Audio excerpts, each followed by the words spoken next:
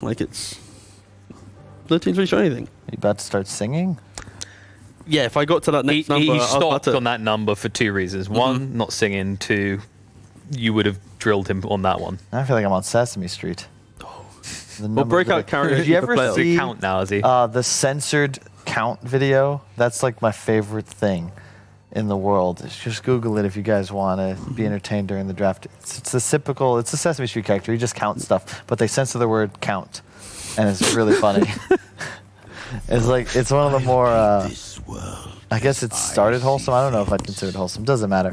Grimstroke, double purge now. So you have this really cool combination. I really like having a BKB piercing ability to combo with the Soulbind.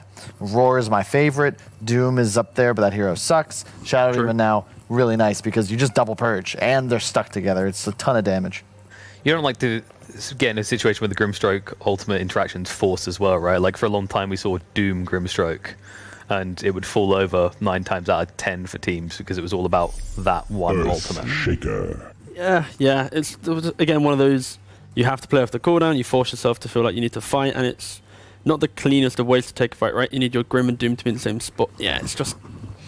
Whereas this is a lot more simple, cleaner. Sure. It's also one of those things where you're not playing for it. You're not like, oh, I'm making this play to get this off. It's like, oh, it could happen, but in reality, like I'm thinking more, it's just 2 very solid laners. You have to save, you have that ability to play aggressive, and now I just want to see some sort of cleanse on your off lane. I think LC or a Baden fit nicely. No, I've still Put it on your it's just cleanse. It's to deal with the lane. Weaver's banned out, so it's a nice matchup here. It's really Lifestealer Jug, but Lifestealer just makes more sense. Very underpicked hero right now. I think we've only seen him once so far at this tournament. Anything that's holding him back? Lifestealer. I just feel like other heroes are better. Honestly, there's really no other way to put it. And it's also the fact that he doesn't really leave lane confidently, right? Like we're seeing quite a lot of teams where they move that carry out, play behind the pocket of aggression. Lifestealer doesn't really do that. He has to play in the hard lane. The games used to be run like I felt like carries had a lot more impact on games. Like they would just sort of win their lane. Lifestealer would just kind of continue to farm, and you'd go for this like Radiance build in the past. Whereas now it feels like it's a lot more focused on mid game aggression, and the 2 position has a lot more impact. And you just don't get as much out of a Lifestealer as you do these other heroes. Like even PL is an example. Riki, they come online much faster. One thing I do like about this Spirit combo is you have Void Spirit Lifestealer, so you've already got that like bomb potential between the 2. Void Spirit could potentially itemize for it, maybe going for like the Solar Crest. So if you do jump onto that target, you've got the Solar Crest plus maybe an Armlet Decimal on the Lifestealer just to blow up that hero. I can see like the pairing. The issue is it just feels... They need a mid lane that can really play a lot with his team. Otherwise, this Ember Spirit's just going to run around and do pretty much whatever he wants. Because who really stops Ember from playing the game of Dota right now? I think it's where you can't play into Lifestealer super well, and SD Purge just renders you ineffective. I do agree, but my concern right now for FlyToMoon is they just have very limited damage output, especially pre-Blink Daggers on their 3-4. That's very true. So it's a lot of Ember has to have an incredible game, and he's going to get counterpicked in lane. But they do have last pick. Yeah, they have last pick. Yeah, dumb. Sorry, mate. Good TA ban. You don't want to play into it as Lifestealer. You can't pick it into Ember Bat, so just get rid of it. That's one of those simple heroes that I think this is... I'm not going to say this is a tier 2 game, but it's definitely not Secret versus OG. And these heroes... Like, what was the series? NIP versus OG Seed was something similar, where Supreme TA just went off. He started the game like 4-0, ends the game like 21-1. Yeah, and you just don't have the experience to deal with these heroes properly, especially if they're overall last picked.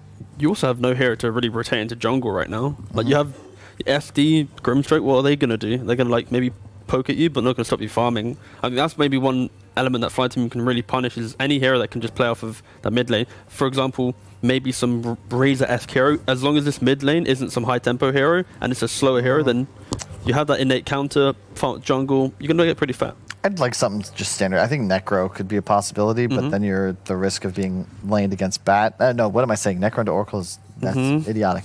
Wait, you mean for Team Spirit going for a Team FlyToMoon? For Spirit, but yeah, don't do that. Definitely don't do that. Nice, thank you. It depends on what they want to go. I still think a Method of Cleanse wouldn't be bad. For some reason, I'm thinking they need a carry, when in reality, I think it's just going to be an offlaner here. My fear is they go for like...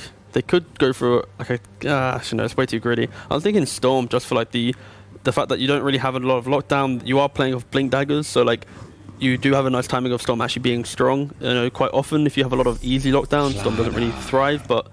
Okay, they go Slaughter. All right. Slaughter Lifestealer, pretty standard. Yeah, very standard. But into Oracle, it's always risky because it effectively removes your ability to burst that one target down. When this combo was utilized best, it was with Kuro Stack, Liquid Enigma, whatever you want to call them. And they would just blast people off the map with this like Armlet Deso build on the Lifestealer. I remember back in the Matumbaman era with the Echo Saber as well. Did these guys play Brood?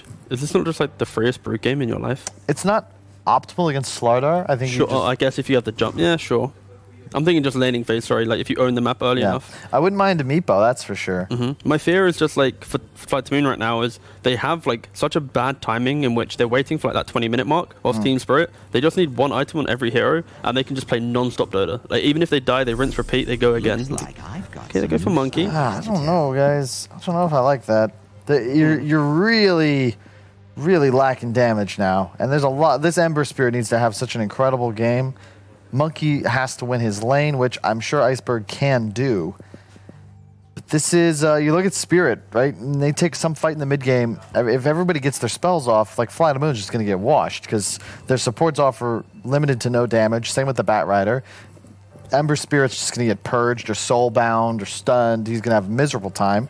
And there's a lot of emphasis. Like, Monkey has to do so much here, but that hero does not really peak in terms of spread damage until, like, third item with ult down. I think also the other thing is just Roshan, right? Like, Team Spirit, they thrive off this. They're going to play most of their moves. If they do it correctly, they'll play towards the Rosh Pit, unlock that. The game's pretty easy. I would say that maybe there could be a time in which the early moves, those 10-15 minute mark moves, Lifestealer will want to be hitting creeps. So you're going to have 4v5 fights that FlyToMoon have shown in before. So if they maybe win those early fights, close out the map, then I can see them maybe punishing the Lifestealer having to farm, but it's too easy, and I think Team Spirit's draft will just inevitably just win this game through one good play. I think I got to agree with you. Only concern is that the Batrider goes off. General will most likely just backlane. You can't deal with them. You know, I'm actually going to change things around. I think FlyToMoon's going to win it because they're going to own the lanes. Okay, so the argument here is FlyToMoon, can they run away with these lanes, or will Team Spirit just be able to scale seemingly infinitely in comparison? We've got the commentary duo ready to take this away. Game number 2. Let's get it done. Yeah, thank you so much. I'm going to find out together with Lacoste how this game 2 is going to happen. Lacoste. You might need to unplug your cable sheet. Oh You're going to Shiva's taking over. ears. Whoa. All right, I'll wait for you to come back. All right. My ears Is this need better? some rest. It's better. Owen said he fixed it in the break, but, you know, he didn't. So there's that. He lied. All right.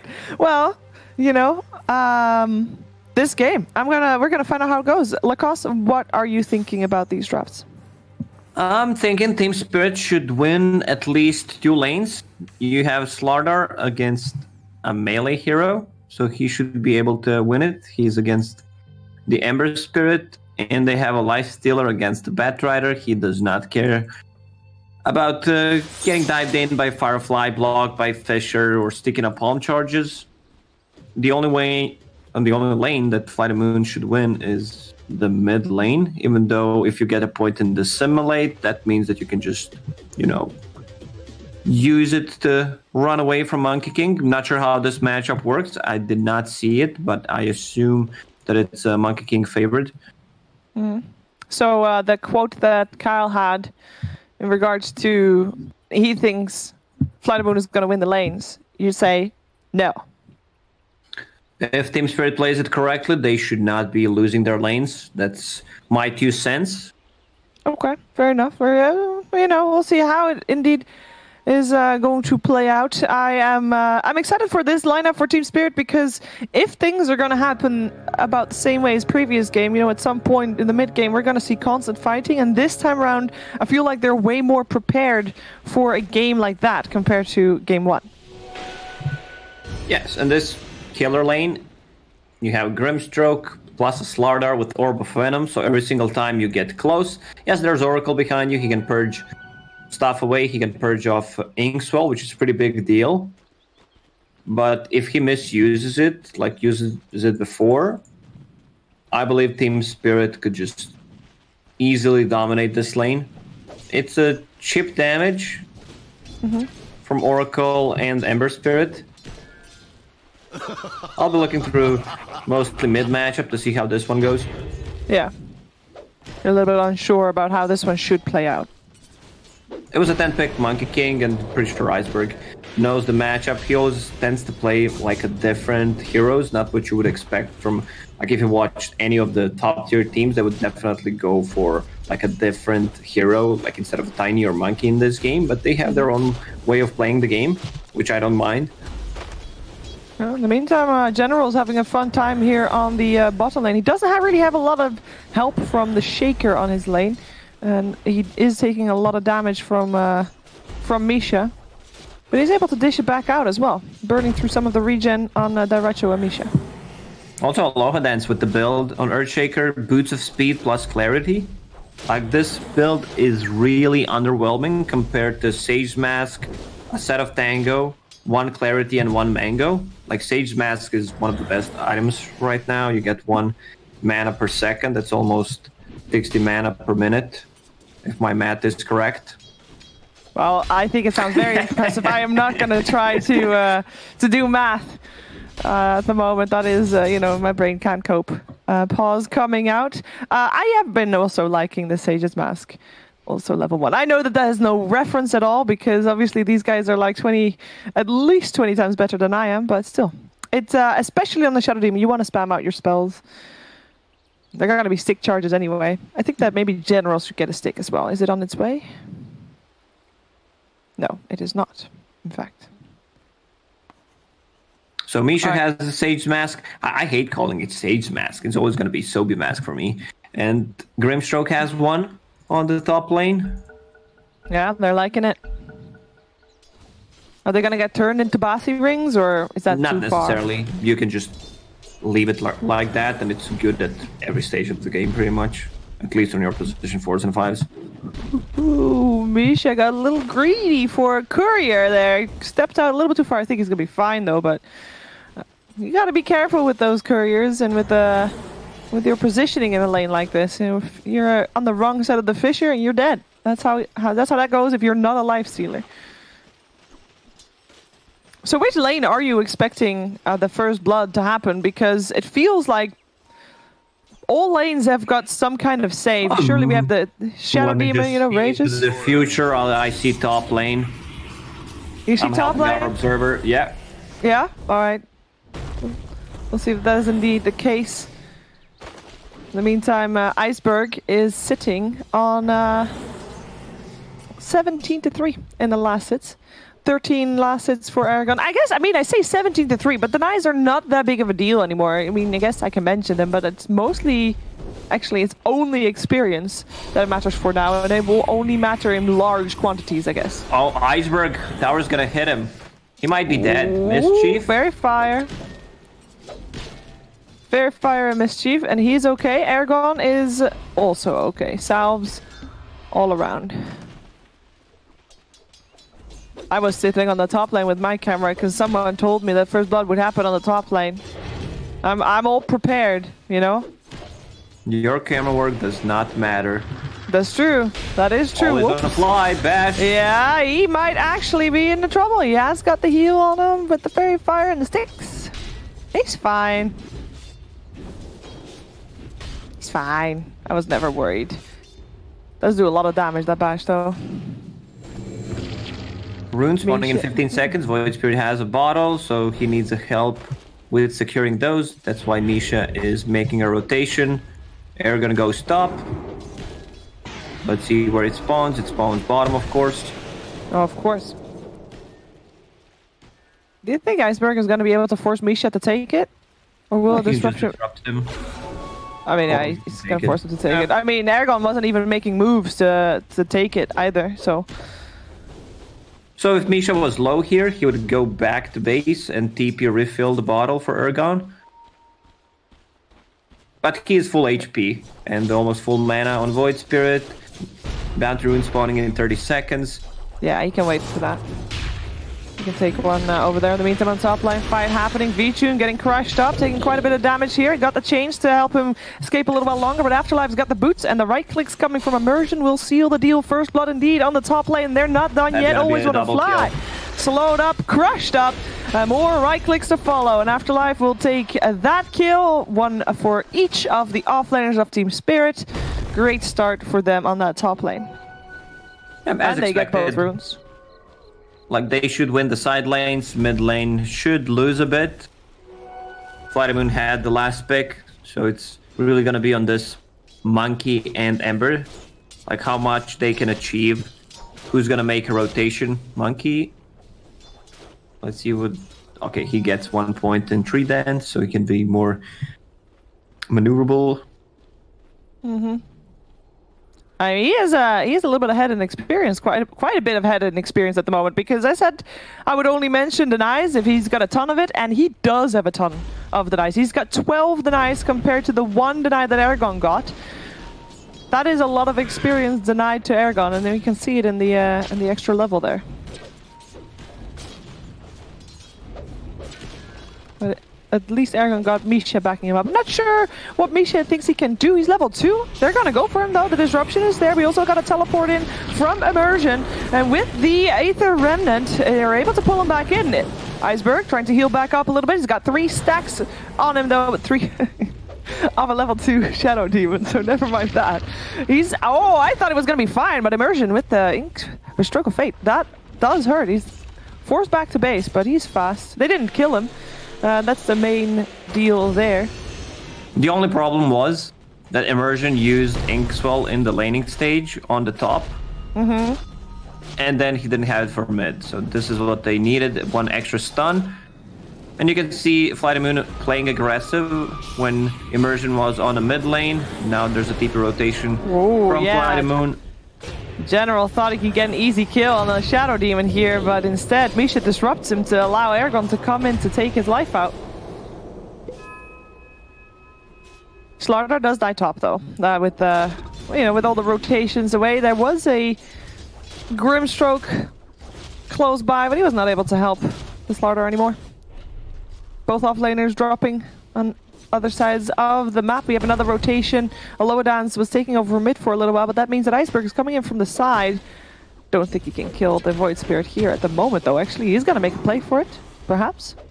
Nah. He's burning through more regen. I mean, in terms of net worth, only 200 gold more than Void Spirit, and he is level 6 right now, so there's a ton of kill potential. Fisher is ready. Yeah, the Remnant as well as the Crush are coming in, and Iceberg this time around, no escape, even though Aloha Dance tried to save him. Couldn't do it. Could not do it. So this game around, Team Spirit, I mean, previous game we had a very even laning stage where both teams didn't really make a lot of movements. They were quite, comfortable in the way that things were going. This time around, Team Spirit is taking quite the lead in the laning stage, as you predicted as well. How much impact do you feel like this is going to have on FlyToMoon's game later on? Like, is this a done deal for them, or are their comeback potentials just good enough to deal with it? It's a very snowbally lineup. I'm glad that Lifestealer is going for Armlet build, and he should get a Deso after that. Synergize as well with Slardar, opens up the Roche for them. And he's gonna be the tower damage with that Deso. So we're really liking another good mid gank. Yep, with the Silence and the Inkswell as well. That is the second death of Iceberg. That's a tough one for the hero that was the overall last pick. Should have been like the crown jewel, the cherry on top for FlyToMoon, but it's not doing enough just yet. This is why I said that they're focusing more on the different heroes. Like, it doesn't matter that much if you just dumpster your lane for, let's say, first 5 minutes. 2 rotation, and now Void Spirit has 600 more net worth than you. Oh, support's finding another support, and then also Ergon coming in to seal the deal. There you go. Always want to fly. Sad times. It was in the wrong place, wrong time. It's also, of course, because of a nice ward from Team Spirit. Yeah, they're setting this tempo high. I'm liking it. They're doing a good job with that. I'm wondering if they're going to try to secure the enemy outpost. I feel like if you have a snowbally lineup, that can really cement things as well by slowing down your enemy team. But for now, they're focusing on this mid lane still. They're focusing on General's Batrider. Disruption into Ether Remnant, and then follow it up with a stun. Every single hero is gonna die. Also, we didn't talk about like the spell mechanics in this game. Once Shadow Demon hits level 6 against the Ember's Flame Guard, against Monkey's Jingu. And you can have double of those if you connect them with the Grimstroke ulti. So another kill from Urgon on Aloha Dance. Yep. Aloha Dance was able to take the outpost during that, or right before that. And it's a good thing, because on the top lane, it was also Afterlife that was able to take the outpost on the Dire side for Team Spirit side. So outposts are split 1-1. And that's a sacrificial Earthshaker to make that happen. What do you think is more worth? The life of this Earthshaker or getting the outpost? I'm getting the outpost for the team. Yeah, still more important. So that's For at least sure. a good trade. Yeah. One of the reasons why I wanted to see Earthshaker with Sage Mask at the start, like he gets it anyway after. True. Okay, always want to fly. I mean, that's just a painful combo. Can't stand. They can't fight it. They can't stand that close to the tower that is being sieged by Team Spirit. They can't fight yet. They need. What do they need? What does FlyToMoon need before they can match the tempo that Team Spirit is setting right now? That's a good question, Shiver. Yeah. I mean, if they break the numbers, Monkey King plus Ember Spirit. Also, Batrider is going for BOTs in this game. Sometimes, like, this item pays off. Like, you have a Windlace, you can be anywhere on the map with Boots of Travel. But it's not as good as it was before. It is not, and it is a lot of money that you're investing into the Boots of Travel, and also means that you are not able to fight yet. Like, it takes a while before you're properly able to initiate. Because at this point, the only way for them to win fights is if they choose when to fight and they initiate. And who do you want to initiate? You don't want your Monkey King or your Ember to initiate. You want your Batrider to do so. And you can't really do it as well with Travels as you can with, I don't know, maybe a Blink or something. Problem is, you don't have a frontliner. Even if you did, you're still playing true. into Slaughter, into Lifestealer. We didn't see anything out of Lifestealer, and he's just farming on the bottom lane. Rest of the team is just doing stuff. Once he gets that Dezo, joins a fight, they're gonna be straight up losing those fights. Yeah, yeah, he's just been chilling actually. There, right? So he's got that armlet indeed. Yeah, he's doing great. We have seen Afterlife in some of the fights, but he's kind of doing the same thing on that top lane. It's just farming. Same thing goes for VTune. Ember Spirit. Now that we know that Iceberg is not really going to be the driving force. Oh, hold that thought. Shadow Demon getting caught up by General, and there is enough backup to kill him off, but maybe some revenge is here to be had by Team Spirit. General getting open wounded, is able to use that cliff to his advantage. No chase possible there. Now the Racho, he has got a rage available. He will infest. First, infests out. He'll try to run away under his rage with his armor. He's getting chased though. In the meantime, Aragon is able to kill off Always Want to Fly and Iceberg. He's hunting for his own support. That's a big Can't get kill. it though. Oh, that is a great kill indeed. Aragon, unstoppable streak. VTune will gladly take that bonus gold. Nerfed or not. Poor Iceberg. Just walks up high ground. Lifestealer is waiting there. No vision whatsoever. Like, you just got a kill. Just be happy with what you have. Oh. That's not how greed works. It's true. But it doesn't make it worth it for Team Spirit, right? I mean, they still you killed the Monkey King, but Monkey King is already shut down. You still lose your Void Spirit, your almost highest net worth of the game. Well, shutting him down a couple of times, then shutting down turns into Telt, which is going to cause him to, you know, make more mistakes. I think Iceberg is one of the players that's fairly easy to Telt. Yep, but isn't he one of those players that when he gets angry, he plays better? I wouldn't get him angry in real life, but in, you know, when I'm a keyboard warrior. He's a boxer, so, or ex-boxer, I guess. Aloha Dance Can't even box himself out of that either. He doesn't even get a single punch in. When you say Xboxer, does he play Xbox or? No. Oh, I don't know actually. I can't judge it. I can't judge that. I don't know. Oh, interesting build on Ergon, going for Blade Mail. Like, it's a very cost-efficient item, especially for intelligence heroes. You get, what was 38 before, so you get 36 damage now that it's nerfed. Plus you get armor, some int. What, if I hover over it, it says plus mail. 28 damage. 28 damage? Yes, but you get you get the intellect. My bad. Math. See, that's why I don't do math in my head. It's just that it's never ending up right. Ooh, General, again, using that cliff nicely. He's fine. And he does have his travels, and he's farming actually pretty fast.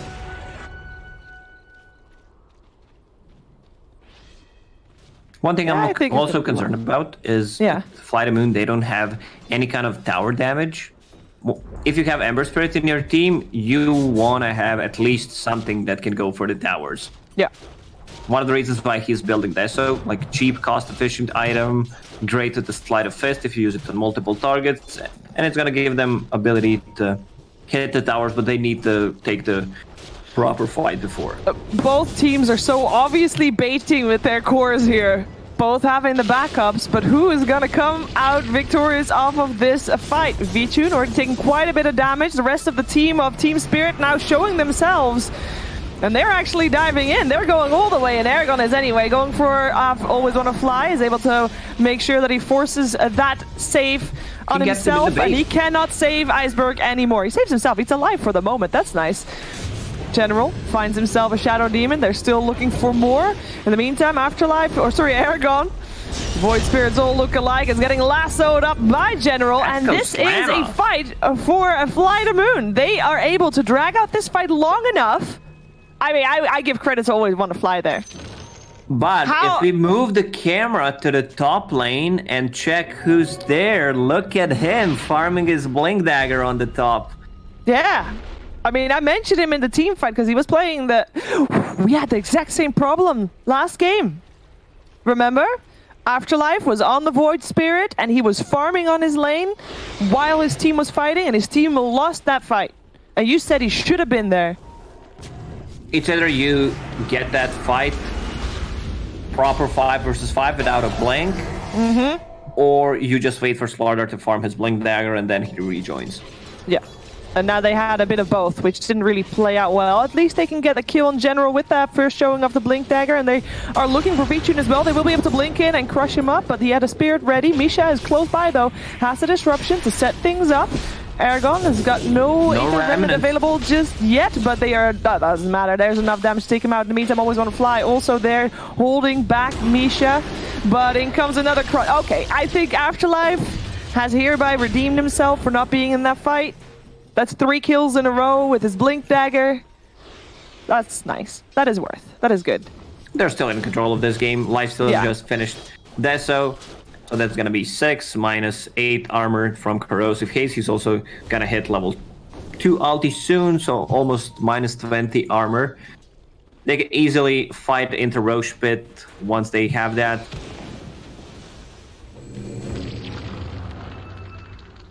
I think while FlyToMoon does not want to fight, which I don't think they do right now, they're trying to push out some lanes. Maybe they can get some tier 1 towers. That's a nice chunk of gold and a nice way to get the map in your control. Perhaps General might be in a sticky situation here. He's trying to use the cliff to his advantage, but there's people on the enemy side on both sides of that cliff. Always Want to Fly is here to try and save him, and the lasso comes out on Misha as well with enough follow-up to take him out. In the meantime, Iceberg looking for more, looking for Immersion, who's getting sunned up, chained up, and he has not got a save available for him. 2 going the way of the FlyToMoon. They do lose Always Want to Fly, and in comes that Racho. He's looking to eat people up. He eats everybody up. Aragon there as well. Iceberg, we have seen him more often than not dead, and the tips come out. That is indeed how you try to tilt a person.